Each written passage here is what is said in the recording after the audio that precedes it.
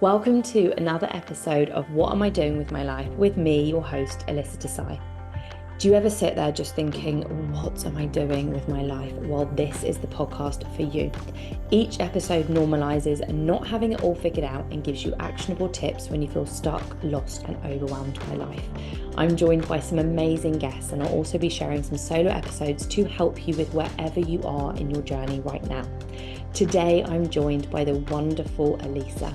Let's dive straight into her journey. Hi, Alyssa. Thank you so much for joining me today. How are you doing? I'm so well, and I'm so happy to be here. Thank you so much for having me. It feels like a pinch me moment, honestly, being one of your guests here. So thank you so much for having me. Thank you. Honestly, it's such a joy to have you. So thank you. And thank you for sharing your journey.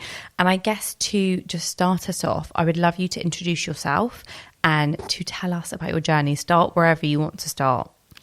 Yes. So I am Alyssa Jaffer. I'm a communications and content expert living in London, and I've lived in London for the last 10 years. And my background is in journalism. So at the moment, I'm a senior communications manager at Deliveroo. I've been there for a couple of years. And prior to that, I was managing a content marketing team for a higher education company. But alongside my full-time role, I also am a journalist. So I'm a freelance writer. I write a lot about issues impacting women's careers for publications like Stylist magazine, Albright Post, and my interest area is in women's careers, women's health, travel, lifestyle, a big range, but mostly focused on issues impacting women at work. Mm-hmm. Amazing. And how did you get into that? It's been a long journey, I would say. So I originally studied media at the University of California at Berkeley. And whilst I was in uni, I was working as an administrative assistant at an investigative reporting newsroom that was part of the journalism school at Berkeley. And so after graduating, I got a job there as a junior investigative researcher and fact checker. So I was working in a small newsroom of 12 or so reporters, and I was by far the youngest, by far the least amount of career experience, by far the most energy there. And I was doing research and fact-checking for what were really important stories to tell about the sexual harassment of female workers in industries like agriculture and farming, in janitorial and custodial services as well, corruption in various industries. And I really felt connected to the work, but it seemed like really serious work to be doing as a 20-year-old, so early in my career. So whilst I was doing that, I started exploring freelance culture writing on the side. So writing about arts and culture for local San Francisco publications, doing food writing. I had a dessert column called Delectable Desserts. Oh my God, I love that. Yeah. I love the idea. Just eat. Did you get to eat loads of desserts and go around? It was a lot of desserts, so not so good for the waistline, but definitely good for the creativity. The premise was desserts to share. So taking a friend or a romantic interest on a date and sharing something sweet. Okay. So about kind of the experience around the food. So that for me was a really great creative outlet, writing about food, arts, culture. I got to see John Legend perform and write about the performance for East Bay Express, a local publication. And that was really fun. But I reached a moment really where I thought, what do I want the next step to look like? Because I want more international experience. I feel this need to travel. I want to see more of the world. And I don't want to be pigeonholed into a career so quickly that I'm not 100% sure about. So I then came to London to pursue my master's, and I was doing a master's program that was exploring both Islamic studies and humanities. So the first 2 years of the program, I was studying Islamic studies at the Institute of Ismaili Studies on a scholarship, and that was a really great program bringing together people from around the world, Syria, Tajikistan, Canada, Pakistan, someone in the UK, myself from the US. And I got to study Arabic as part of the program. We spent some weeks in Jordan, which was lovely. And then the last year of that master's program, I studied international journalism at City University of London. So that, for me, I really got to study journalism from an academic lens and understand what does it take to build a news story. And this was in 2016, 2017, so around the time of the presidential elections in the US, which really determined, I think, the course of our modern politics for quite a while. So both Brexit and the Trump election were happening around that time. And to be a good journalist, you have to be obsessed with the news. You have to constantly be consuming news.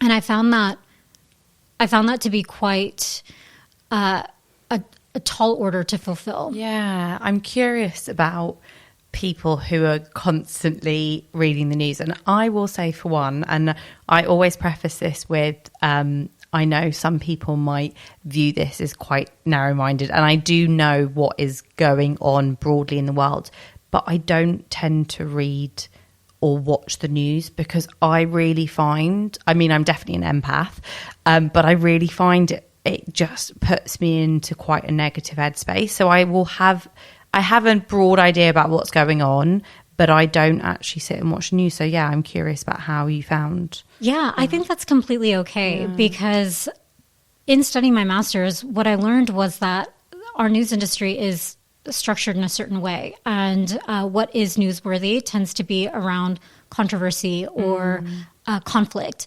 And that's what makes a story. And so for me, I really had an inflection moment where I thought, is this really what I want to be doing? Do I want to delve further into that world that I actually intentionally took a move away from, wanting more almost levity, I think. And so I thought, you know what, I'm going to park traditional journalism for now, news reporting, and I'm going to see what else is out there for me. So I took a move towards digital marketing, and I found that with marketing, I had a lot of transferable skill sets in terms of my research background, communicating effectively, reaching an audience, and communicating a story. But you're doing it for brands rather than a publication or an outlet, and you're more intentional about your audience as well. So I found that was allowing me to have a lot more creative freedom as well, working with brands and being able to work towards a clear objective and a lot of transferable skill sets as well. But there was an ulterior motive with that move as well, that pivot from marketing, from journalism towards marketing. And that was that my student visa was running out and I had to find a job in the UK in order to continue living here. Mm-hmm. And there was at the time just a lot more opportunity in marketing than there was in journalism. It's a really competitive field. Mm-hmm. Okay. So then that allowed you to stay in London? Yes, absolutely. Okay. So I have been with my now fiance for... Congratulations. Thank you so much. Yeah, it's still new. It's, I think, 3 months now. So yeah, it still feels funny to call him my fiance and not my boyfriend anymore. But yeah, so we had been together for a while at that point. And he is also in a very high stress, high pressure job. And so... it was more that in order for us to stay together and for me to keep my life in London that I was so in love with, I needed to find a way to get a sponsored job in the UK. So there was a lot more opportunity in marketing, I found. Okay, yeah. Taking it back for a sec, I'm really curious, why London? And then also, like, how did you find the move? And how did you find relocating, being in a completely different place, meeting people, making friends, everything like that? Yeah, so I feel the same way about it now that I did 10 years ago, and I've been living here this entire time. London to me is the center of the world. It's such an exciting city. It's such an exciting place to be. It's such a diverse place in terms of culture, language, food, communities, ways of thinking. It has everything you could want in a city to me, and I feel so lucky to live here. For me, I think the transition is one of two parts. One was moving as a student. So my program was a 3-year program, and I had no idea that I would meet the love of my life here. I had no idea that I would be able to build a life for myself. The plan was 3 years here, and then back to reality. Get the international experience that I set out for, do some travel, explore Europe, and meet some great people, and then go back and set up my career in California. But my life took a different turn, and I found actually that keeping that open mind allowed me to receive opportunities and pursue opportunities that I never could have imagined. That's been such a privilege for me, I think. In terms of the transition, I think once I decided to stay in the UK, I almost had to kind of start my life over. So I had to find a job. I had to figure out my living situation. A lot of my friends that I had in London were students as well.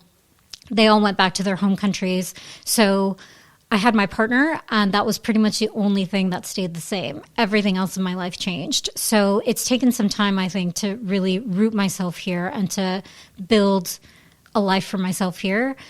And it's not easy. I think London is as well a transient city. It can feel lonely and cold sometimes. It's very culturally, the UK as a whole, I think, is very culturally different to the US. So there's been a lot of adjustment. And I think that happened the most. It was the most apparent to me in the workplace, the differences between American culture and UK culture. Okay. I'm really curious. What are the differences? Yes. So I am quite straightforward and direct as a person, I think, by personality. It's how I was raised as well. I'm the youngest of three, and I always had to kind of compete for attention at home.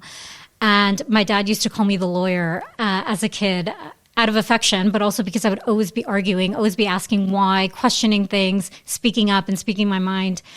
And that's carried over into my adulthood and my preferred way of communication, because I find that it's just the most effective way to be.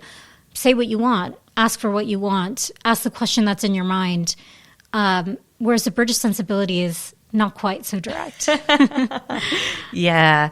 So I found that I had to kind of soften my edges quite a lot. Yeah. So my first proper job after my master's in the UK, my manager had pulled me aside and gave me feedback that I'm coming across too strong, and the way that I'm communicating is rubbing people the wrong way. And I remember feeling really conflicted about that feedback, thinking, why is this coming so officially to me? And without any examples I would have hoped that she would have provided to me to help me understand how I actually might be coming across strongly. It was really hard for me to understand, is it something I'm doing, or is it who I am? Is it how I am? So I think for me, that was almost a moment that slapped me in the face a little bit, reminding me that I'm different. And, as a woman of color, it's something that you live with. It's, you wear your identity on your face. For me, it's not something that I hide. It's something that I'm proud of, being different, being part of minority groups. But with that one, I felt that one stung in a different way. How did you kind of deal with that and approach it and support yourself, I guess, when you had that with your manager? I think for me, my partner was such a big support in that, because he is British, born in London and grew up here as well, and highly intelligent person, someone I obviously respect a lot. So I was able to properly understand what is behind that feedback, and are there some coded messages there? And I think kind of knowing how that work relationship worked out and with that particular manager, I basically am at the point now where I disagree with that feedback and I reject it. And I don't think that it's true, and I don't think that it's fair. And I know that it was specific to that moment, and coming from a place of insecurity that I found out about later. But it was a good learning for me, I think, to understand that the way that people perceive you at work can actually impact your performance, your likelihood for success, opportunities that you're presented with or able to pursue. And I was at such a critical time in my career at that point. I had recently lost my father, so I was also feeling unsteady in a lot of different ways. Again, all my friends had left town. I was feeling quite alone and trying to navigate this new life that I'd chosen for myself. So I think for me, thinking about that moment and then thinking about where I am now in terms of how I carry myself and having the confidence and courage to be able to speak about it openly, I think it actually is a testament to those support systems that have carried me through all those years. Definitely.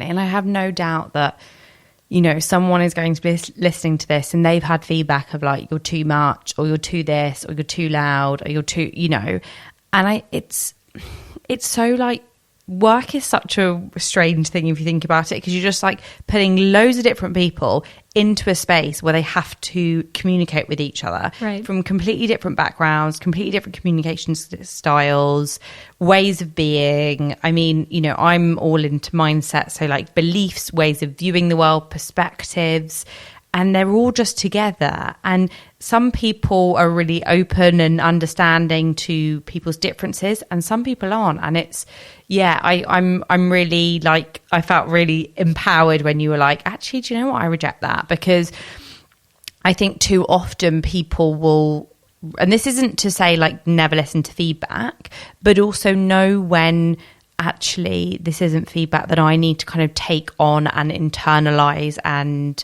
really let it impact me. Right. And I think, you know, to your point around like there's no examples, feedback really needs to have examples. Absolutely. If we want people, especially in the workplace, if we want people to do things differently and there is a valid reason and that it's actually, you know, important feedback, gives that person examples so then they can, you know, grow from shift. it. Yeah, grow. Exactly. Right. Yeah. And I think with that moment particularly, what it felt like in the moment, and even the way that it feels now, is that it was almost an attempt to soften or quiet my voice. And actually now I am doing as much as I can to amplify my voice. And that feels so much more natural to me. Yeah. Yeah. I love that. I'm so glad. And I think, you know, I think it's so important to say what you want at work. And I know that a huge part of this is around like confidence and belief in yourself and whether you doubt your abilities. But I'm a big believer in like, if you're there at work saying you want to take on more responsibility, saying that you want a promotion, when something is available, they're more likely to look to you, Definitely. who's been saying it for X amount of months or however long, rather than someone who's literally never said anything about the fact that they want a promotion. Right. And it's so much the case that you know what you want inside, and you're almost afraid to say it out loud in case it doesn't happen, almost that fear of failure. But we can't expect everyone to know what's in our heads. And you have to be an advocate of your own career, because literally everyone's focused on themselves. Yes. Oh my gosh, yes.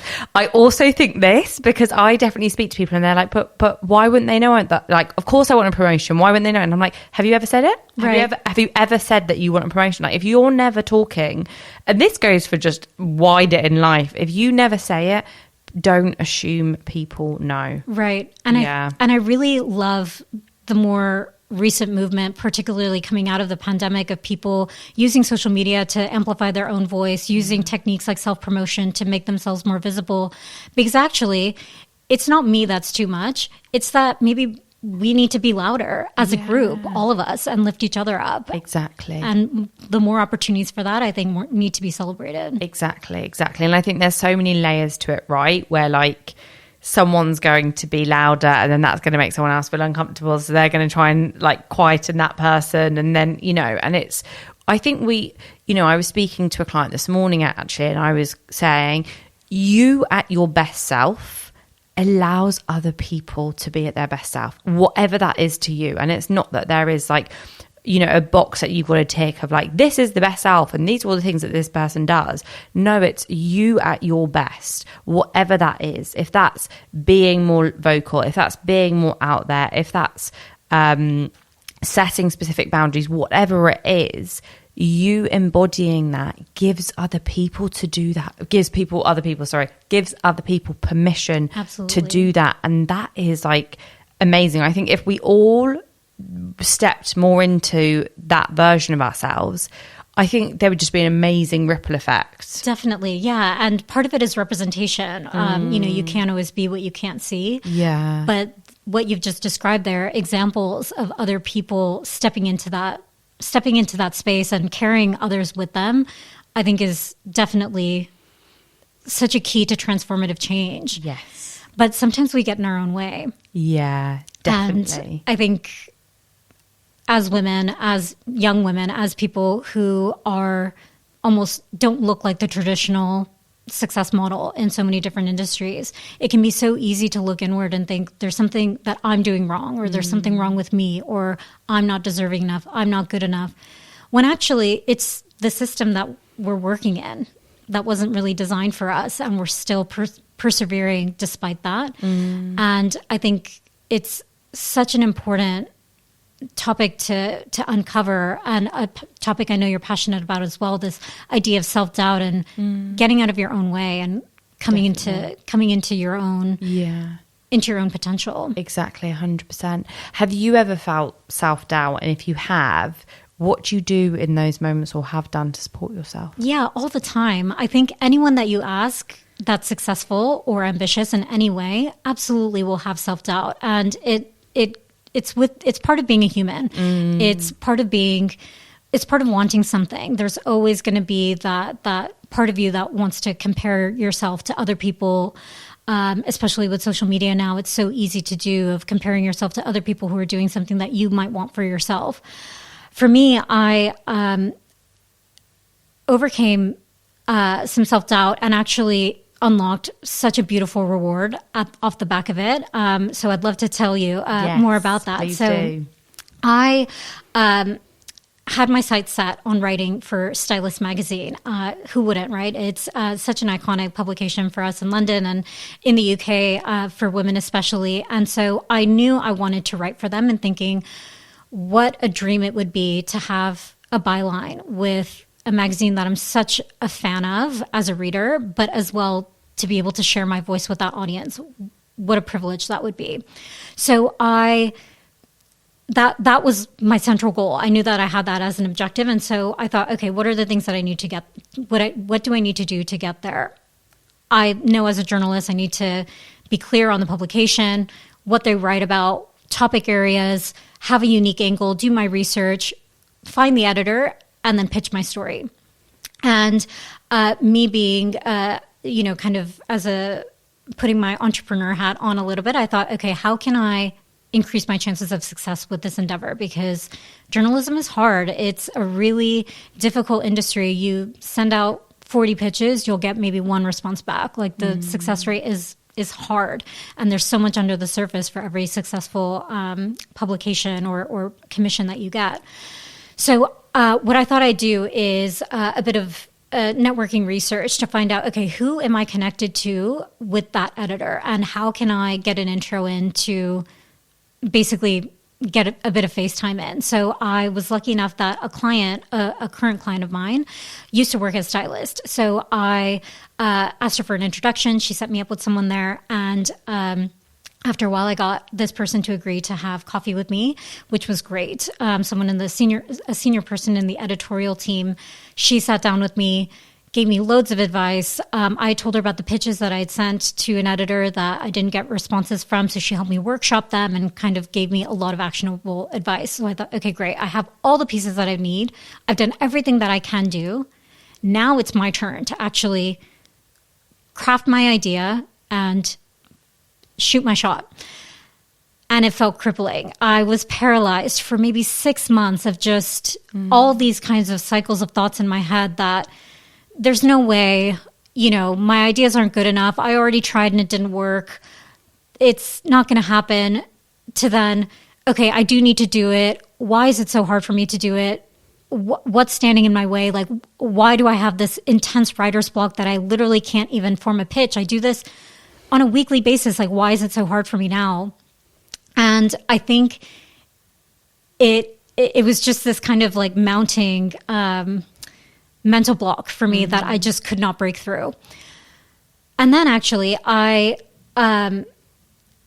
just parked it for a while, and I thought, you know what, it's okay. Like, I'm not ready right now, but I will be. And I put all the pieces in place. I know exactly what I need to do, but for whatever reason, I can't bring myself to do it. Maybe I'm putting too much pressure on it as a goal. So let me just park it for a while. And I redirected my focus towards meeting other people, networking, building my network, and learning what other people are doing, really. And then that's when the ideas actually started flowing. When I got out of my own head and put myself into other people's shoes and started thinking, what are you doing? What are you working on? What's interesting to you right now?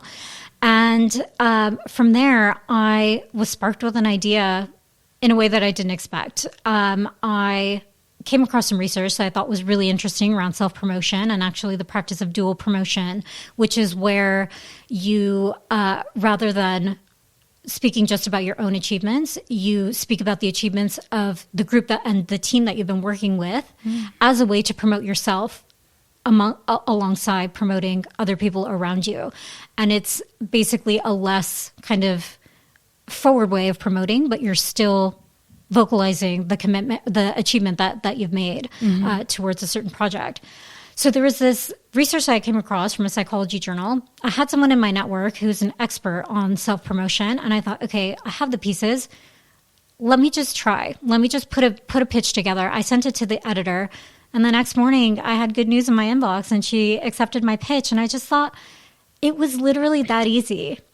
I just had to get out of my own way. And all of those thoughts that I had been having for months, that I'm not good enough to write for Stylist magazine, that my ideas are no good, that I shouldn't even be a writer, all of these really toxic and untrue stories that my inner critic was telling myself, all just completely broken down by me getting out of my own way and just giving it a shot and putting my best foot forward. And then from there, I've managed to get several other commissions with them as well. So every time it basically reinforces, no, actually, I am good enough. And here's all the evidence to prove it. Yeah. Oh, I love that. I love that story. And I think what I really also heard was like patience, because I think for so many people, they'll come up against that first block of like, well, I don't have any ideas and I'm having doubt. And then they'll just be like, well, that's it. I'm not doing it.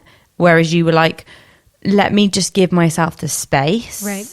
And like, I can be patient with this. Right. You know? Yeah. And I think that's so important. Yeah. I think that's actually the difference between people who reach their goals and people who don't, is that perseverance through that initial failure. Because, you know, I have 4 or 5 articles published with Stylist so far, but for all of those, I've had loads of pitches that just don't get accepted. There's so much behind the surface. I think of success almost as an iceberg. And with social media now, it's just so easy to see people's highlight reels and just think, wow, that person is crushing it all the time. But actually, under the surface of that tip of the iceberg that you see is all of that work that went into it and didn't go anywhere. Yeah. But those steps are necessary to help you build to that moment. And they're all such important learnings as well. They keep you humble, but then they also challenge you in a way to remind you what actually is possible if you just keep pushing. Yeah, exactly. And I think just knowing that if it doesn't work out the first time, that doesn't mean that it's not going to work out in the future. And just hold the faith that, like, if this is what you really want, just keep on trying. And I mean, I'm a big believer in, if I try, like, let's say if I pitched an article and it wasn't successful, for me, I wouldn't even see that as failure. I would just see that as, okay, something about that pitch didn't work in this particular situation. How can I learn from that? Absolutely. What can I do differently next time? What other approach do I need to take, rather than this is a failure? Because I think so many people just like slap on failure to so many things that they do, and then it just really weighs them down. The thing is too, is that the stories that we tell ourselves are so powerful, because your takeaway from it is, okay, this is a learning that I can take away. What can I do differently next time? How can I approach the problem from a different angle? If there's an article that you're pitching, what other editor can you take it to? That's the healthier way to look at it. And in reality, in any industry, it's hard. It's hard to get what you want done. And a lot of the time it takes a lot of patience. But then there's also so much more going on that you might not know about. Yes. It could be that they also are already working on an article that's really similar, or that pitch isn't fitting that beat at that moment, or is missing something, or just that it's not the right fit at that time. But that doesn't mean that you're not good at it. And I think that for me is something I need to keep reminding myself about, as well as that those thoughts that I'm not good or I'm not deserving, they're not true, actually. And I have so much evidence to prove that that's not the case. So I think it's just about that mindset that you mentioned, and crafting your work in a way that is feeding the mindset that you actually want to take forward from it. Because there's so much that you don't know. Things don't work out all the time, but sometimes they do. Exactly. I know. Well, I'm thinking it must have been a couple of years ago or something, but I pitched an article to Refinery 29 and she came back and said no. And someone had given me the advice of like, if they do, pitch something else. Yeah. So then I was like, okay, but what about this? And then she was like, oh, actually, yeah. And like, I had this real sense of like, I could have just been like, well, that's it. Everything's horrendous. What's the point? And then I was like, I'm just going to like give it a go because what's the worst that can happen? Right. I've already got a no. They could just say another no and then I just get on with my life. Exactly. Or they could say yes. So I think, there's definitely something about perseverance. And what I always remind myself is, for me personally, I believe that the comparison, the self-doubt, it doesn't necessarily completely go the more that we achieve in life. So I think it's way more important to actually learn how to support yourself when you have those moments. As you said, they're human moments. It is human to feel comparison sometimes. Right. It is a human moment to have those thoughts of, oh, can I do this? And rather than just hoping, well, when I achieve X, then I won't compare myself, or when I've made X amount of money, then I won't feel this self-doubt. For me, it's so much more important to go, how can I support myself and know that those stories aren't true? Yes. When I experience those feelings. Because I know now, sometimes I still have those moments of comparison and self-doubt, but I'm so much more equipped to go, come on, Alyssa, we're not doing this. Right. Like, I don't even have the time and energy to do this. Yeah. Rather than find myself in those spirals that I used to find myself in a lot. Yeah. And I'm sure as a coach, you have loads of amazing techniques to help counter that self-doubt. Some things that work for me, I think, are having a series of positive feedback that I keep about myself. And I really love this activity that a former director of mine did, where she had us all write positive feedback about one another and put it in a mug. And then, you read those Post-its, and it's, the way she framed it was, now you can fill up your cup with all these lovely things that people have said about you. And I think looking at those Post-its, I think this has to be real because someone took the time to think about it and to write it down. And they wouldn't have said that if it wasn't true. Whereas my inner critic is telling me the story that's based on nothing. It's not based in any rooted fact. And I'm literally holding a piece of paper that's countering that. So I'm going to choose to believe that.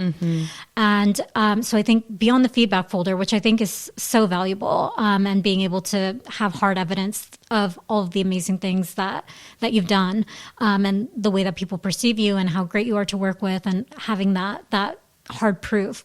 I think another way is to actually address your inner critic. And I think really getting down to the root of, where is this actually coming from? Why is this happening? Is it because an editor ghosted me about a pitch I was really excited about, or no one responded to this LinkedIn post that I put a lot of effort into crafting, or I put myself forward for this opportunity or a job that I applied for and I didn't hear back? Actually, there's so much more going on there that there's no way that I could know about. Yeah. And actually, it's not personal to me. So I think naming your inner critic and recognizing when it's your inner critic speaking versus your inner cheerleader, and deciding who to believe can be helpful. Getting down to the core of what is that destructive thought and why is it recurring? Trying to identify, are there certain patterns? Is it because I haven't gotten great sleep, or I haven't had a lot of alone time lately that this is starting to come up again?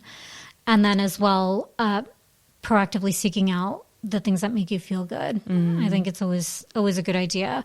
For me, I think whenever I'm feeling overwhelmed or just a bit hopeless, just unsure, I always try to come back to my small circle and focus on the impact that I can make to the people around me. And that always starts with myself. So what can I do actually today to nourish myself, to have something good to eat, or get some exercise in, or watch some show that I really enjoy, spend time with my partner or with my family, someone that I know will always make me feel really good. And then what are the small things that I can do to impact those around me? Because it can be so daunting as well to think, I want to change the world. I want to completely flip this industry upside down. Like, that's such a big thing to want. Yeah, I'm so with you. And I laugh because I definitely have these moments where I'm like, okay, right, how am I going to have this like huge impact? Like, how can I, help people on this huge level? And I sometimes just have to bring it back down to like, okay, baby steps, Alyssa, baby steps. Yes, yeah. Coming back to your journey then, have you ever had any moments when you just thought, what am I doing with my life? A lot of times, all the time, now even. I think the first moment was when I mentioned to you when I was out of uni and I decided to move to London. For me, being able to reflect on those moments, actually the prize is just beyond the push. So if you push through that moment, that pivotal moment in your life, sometimes something amazing can be off the back of it.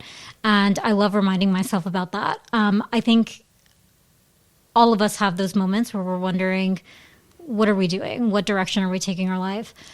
I think something that I've been thinking about quite a lot recently is the environment that we're trying to succeed in right now is a really hard one. It's unprecedented, actually. The labor market is really tough. The cost of living is insane.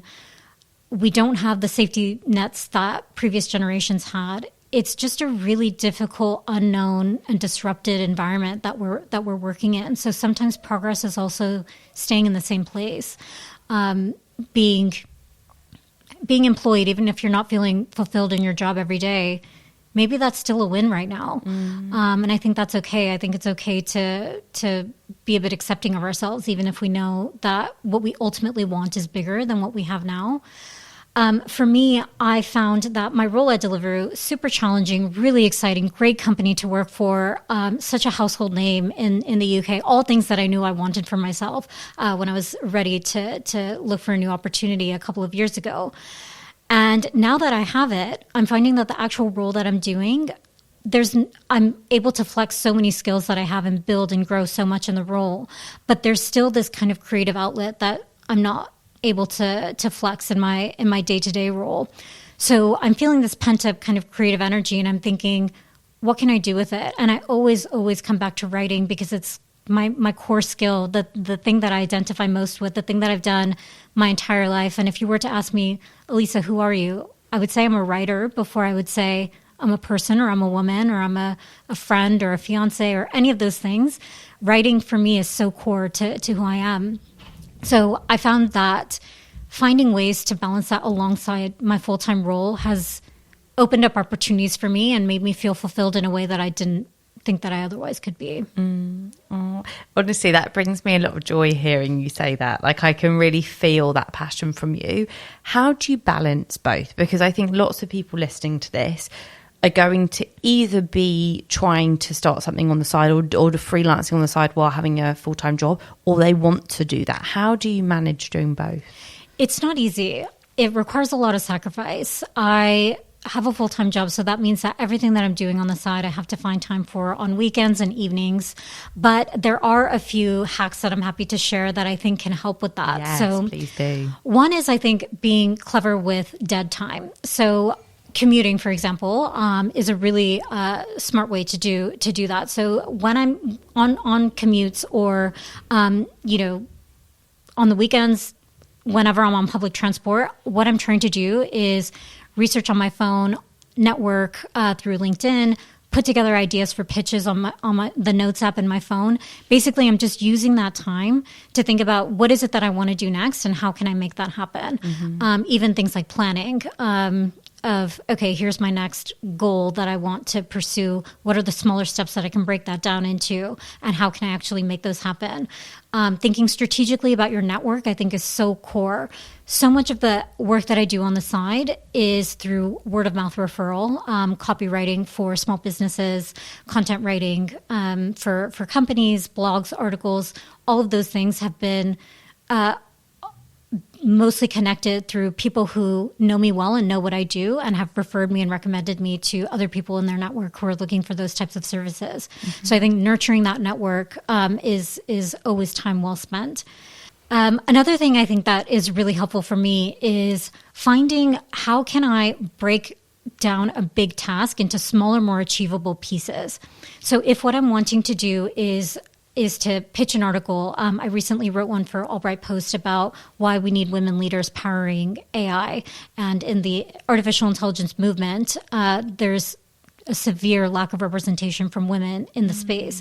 But we know as well that AI can contain a lot of bias. So it's really important that we have a diversity of perspectives building that technology in order to make it reflective of the society and the community that we live in.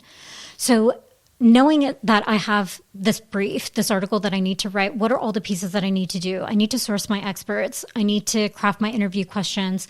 I need to set aside time for writing.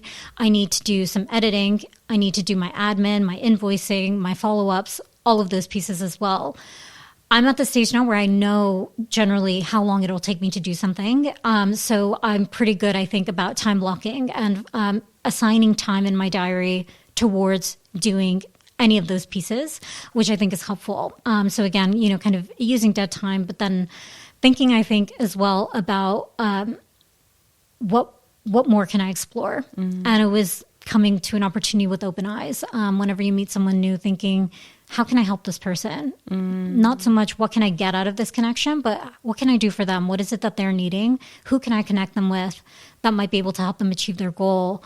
And then put in a sprinkling of, here's what I'm looking for, here's what I want, and seeing if that can come around in another opportunity down the line. Yeah. And I think, again, with that is the patience, because it might not happen straight away, but you never know then what might happen a month, 6 months, a year from now, just through that connection and through offering to help someone. Definitely. I think part of the beauty and the curse of a side hustle is that you have to be so intrinsically motivated to make it work and to make it happen. Because if you're relying on it for income, you're not going to have that patience. For example, you might not be able to afford to have the patience to make your side hustle profitable for you.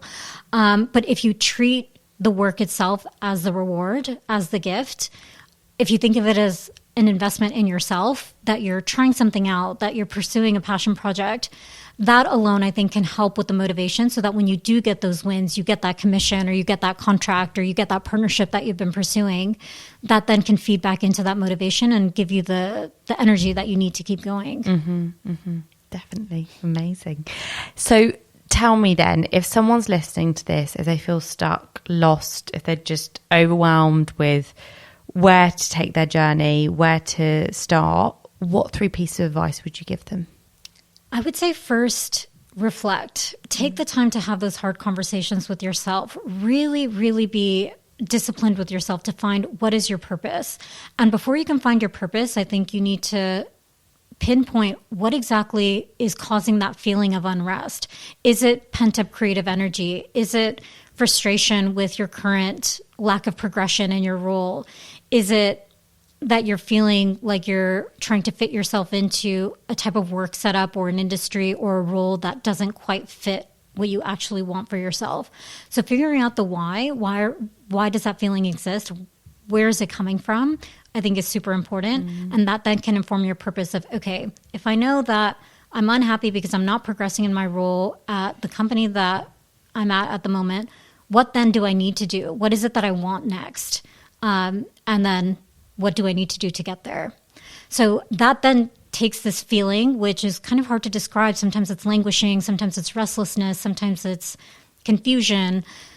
It then takes that feeling and then turns it into something productive. You can turn it into your roadmap of, okay, I know my problem, I've identified it, I've put a name to it. I know my goal, I've put a name to that too. Now, here's everything, all the steps that I'll need to do to get there. And that's where I think it's then time to start talking to people.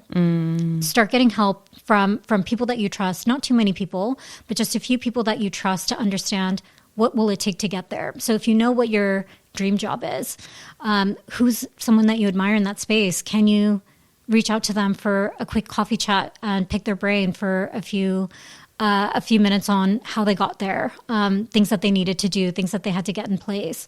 I think it's so specific to each person because all of us are doing such brilliant and amazing things, but that struggle is so personal that spending that time with yourself, I think, is really crucial. Yeah, definitely. I think what you said in terms of really connecting to yourself is so important, and talking to people. I really, credit a lot of my almost light bulb moments, or like help figuring things out with just having a conversation. And they might just say one word or one thing, and even at that time you might not even realize that it's that important.